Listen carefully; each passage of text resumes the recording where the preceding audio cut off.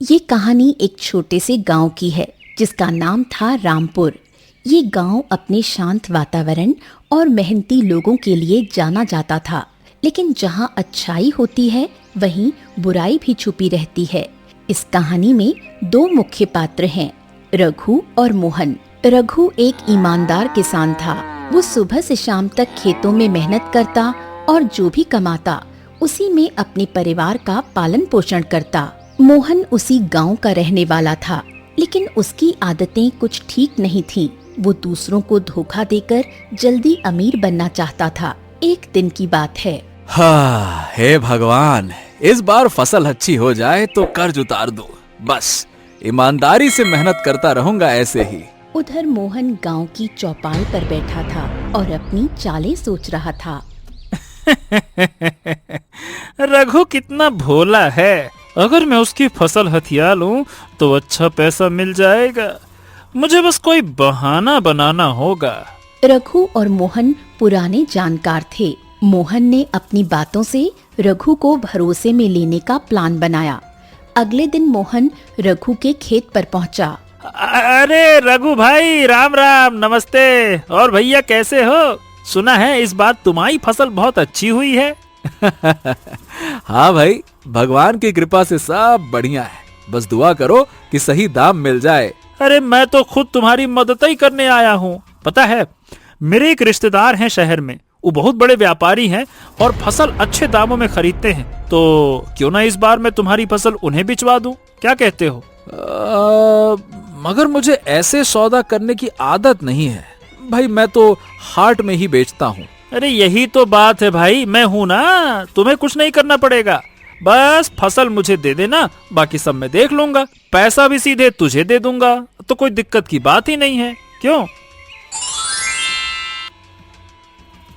रघु मोहन की बातों में आ गया। उसने अपनी पूरी फसल मोहन को सौंप दी, बिना किसी लिखित वादा या गवाही के। एक हफ्ता बीत गया। रघु हर दिन मोहन से पैसे के बारे में पूछता, लेकिन मोहन हर बार नया बहाना बना देता। मोहन भाई, पैसा कब मिलेगा? भाई मुझे उधार चुकाना है। अब क्या कहे रघु भाई, व्यापारी गए हैं बाहर। अब जैसे ही आएंगे तो मैं खुद लेकर आ जाऊंगा ना। इतना चिंता मत करो। हाँ, मैं आ जाऊंगा। कुछ दिन और बीते। अब रघु को शक होने लगा। एक दिन उसने गांव के बुजुर्ग माधव काका से सलाह ली। अरे काका, मोहन ने मेरी फसल ली और अब पैसे नहीं दे रहा है। क्या करूं मैं? अरे बेटा, जब कोई बात कागज पर नहीं होती है ना, तो ऐसे ही धोखा होता है। चल ठीक है, तू इतना चिंता मत कर, गांव की पंचायत से बात कर। अगले दिन गांव की पंचायत बैठी। सरपंच, माधव काका और कुछ और बुजुर्ग मौजूद थे। मोहन, रघु का कहना है कि तूने उसकी फसल ली और पैसे नहीं दिए। बता, क्या ये सच है? अब सरपंच जी, मैंने फसल ली जरूर, लेकिन वो खराब हो गई। व्यापारी ने मना कर दिया। अब नुकसान हो गया तो मैं क्या करूं? क्या? तो तुमने फसल का नुकसान भी मुझ पर डाल दिया?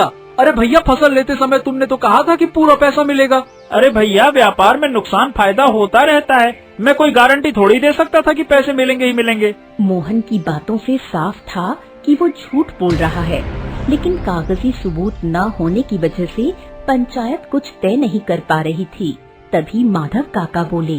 सरपंच जी, एक बात है, अगर मोहन सच्चा है तो क्या वो भगवान के मंदिर में खड़ा होकर भी यही बात कहेगा? बताइए। क्यों नहीं, मैं तैयार हूँ। अगले दिन पूरा गांव मंदिर में इकट्ठा हुआ। मोहन जैसे ही मंदिर में भगवान की मूर्ति के सामने खड़ा हुआ, उसके हाथ कांपने लगे। हे भगवान, मुझे माफ करना। मैंने लालच में आकर रघु को धोखा दिया। मेरी नीयत गलत थी। तो तूने कबूल कर ही लिया। सुन लो सब लोग। हाँ रघु, मैंने तेरी फसल बेच दी और खुद पैसे रख लिए। मुझे लगा कोई नहीं पकड़ेगा, लेकिन अब शर्म आ रही है। गांव के सभी लोग स्तब्ध रह गए। मोहन की सच्चाई सामने आ गई थी। सरपंच ने निर्णय सुनाया। मोहन, तूने विश्वासघात किया है। तुझे फसल की पूरी कीमत चुकानी होगी। साथ ही गांव की भलाई के लिए अगले 3 महीने तक बिना पैसे के काम करना होगा। ठीक है, मैं अपनी गलती मानता हूँ और सजा स्वीकार करता हूँ। रघु ने पैसे तो वापस पा लिए, लेकिन उसके मन पर जो चोट लगी थी वो जल्दी नहीं भरी। कुछ महीने बाद मोहन ने सच में सुधरकर काम करना शुरू किया। अब वो मेहनत से कमाने में विश्वास करने लगा। रघु भाई, तूने मुझे माफ कर दिया, ये मेरा सौभाग्य है। मैं अब सही रास्ते पर चलूंगा। अरे मोहन भाई, सुधर जाना ही सबसे बड़ी बात है। भगवान सब देखता है। नैतिक शिक्षा। धोखा चाहे जितना भी चालाकी से दिया जाए, अंत में सच सामने आता ही है। विश्वास की डोर बहुत कीमती होती है। एक बार टूटे तो फिर जुड़ती नहीं, और मेहनत से कमाया गया धन ही सच्ची खुशी देता है। गर्मी बहुत लंबी खिंच गई थी। सूरज जैसे आग उगलता था। खेत सूख चुके थे। तालाब की तलहटी अब दरारों से भरी हुई थी। गांव के लोग आसमान को हर सुबह देखते थे।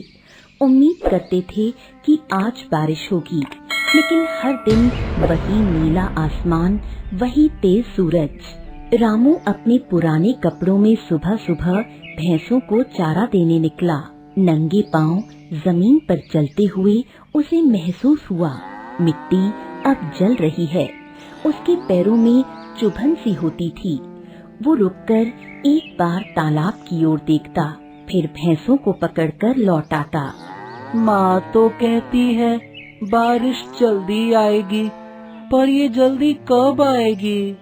रामू की माँ सविता सुबह से आंगन में झाड़ू लगा रही थी।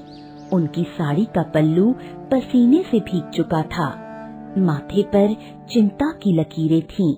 वो अक्सर दोपहर को खेत की मेड़ पर बैठकर आसमान देखा करती थीं, लेकिन अब वो भी थक चुकी थीं। रामू, भैंस को तालाब तक मत ले जाना, वहाँ कीचड़ तो है नहीं, अब सिर्फ गर्मी है। माँ, क्या कल बारिश होगी? पता नहीं बेटा, भगवान जाने। रामू के दादू, जो अब ज्यादा नहीं बोलते थे, तुलसी के पास बैठे रहते थे। उनके सामने एक पीतल की छोटी कटोरी में जल और एक दिया रखा रहता था। सुबह शाम वो तुलसी को जल देते, फिर माला फेरते हुए आसमान की ओर निहारते रहते। हाँ, जब मैं छोटा था बेटा, तब ऐसी गर्मी नहीं होती थी। जून आते ही मेघा आ जाते थे। अब तो जैसे बादल भी रूठ से गए हैं। गांव के लोग बहुत परेशान थे। कुएं सूख चुके थे। तालाब अब बस दरारों का ढेर बन चुका था। कोई पूजा करवा रहा था, कोई पंडित से मिल रहा था। महिलाएं व्रत कर रही थीं। बच्चे बेचैन थे, लेकिन बादल बस दूर से झांक कर चले जाते थे।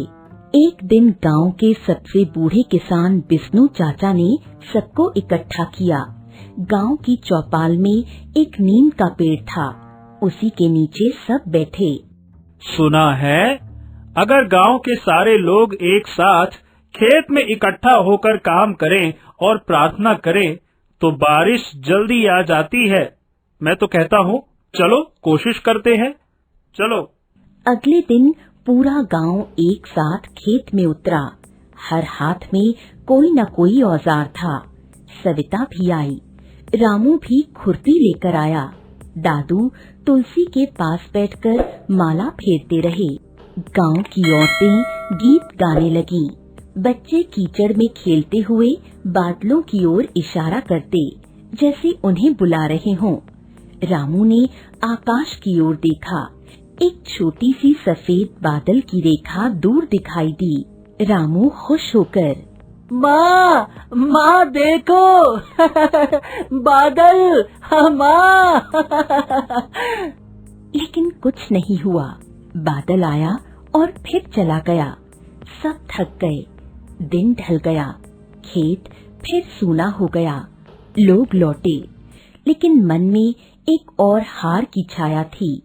रात को रामू चुपचाप अपने दादू के पास बैठा। दादू, अगर हम सबने मिलकर मेहनत की, फिर भी बारिश नहीं आई, तो क्या होगा? बेटा, मेहनत का फल कभी भी खाली नहीं जाता। बारिश नहीं आई तो देर से आएगी, पर आएगी जरूर। तू बस दिल छोटा मत कर, है ना? 3 दिन बीत गए। फिर चौथे दिन सुबह कुछ अलग था। हवा में हल्की ठंडक थी, पेड़ हिलने लगे थे, पक्षी चुप थे। सविता ने पहली बार सुबह चाय बनाते हुए मुस्कुरा कर कहा, रामू, लगता है आज कुछ होने वाला है। तुलसी भी हरी हो गई है रातों रात। दोपहर होते होते बादल सच में छा गए, काले मोटे भारी बादल, जैसे कोई बड़ी चादर आसमान पर बिछा दी गई हो। बिजली चमकी, फिर गड़गड़ाहट हुई, फिर पहली बूंद गिरी रामू के गाल पर। रामू रोते हुए, माँ, माँ, माँ, पानी गिरा। सविता चौंक कर बाहर आती है। हे भगवान, तू सुनता है।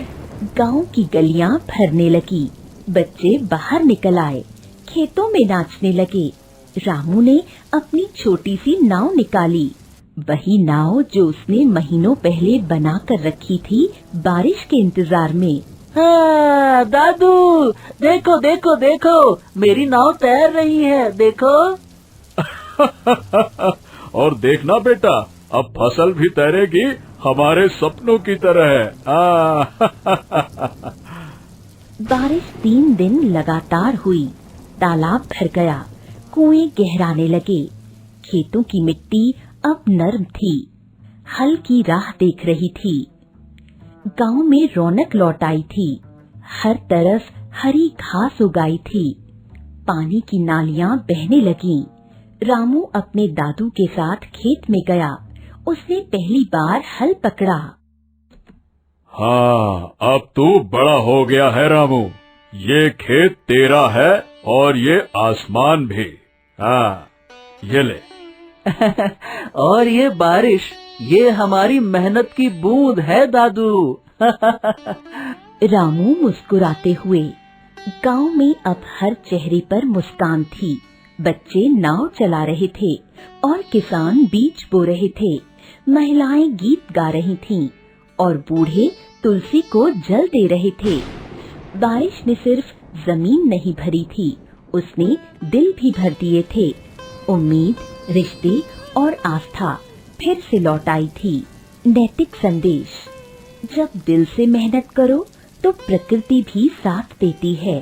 पहली बारिश बस पानी नहीं लाती, वो उम्मीद, आस्था और रिश्तों की मिठास भी साथ लाती है।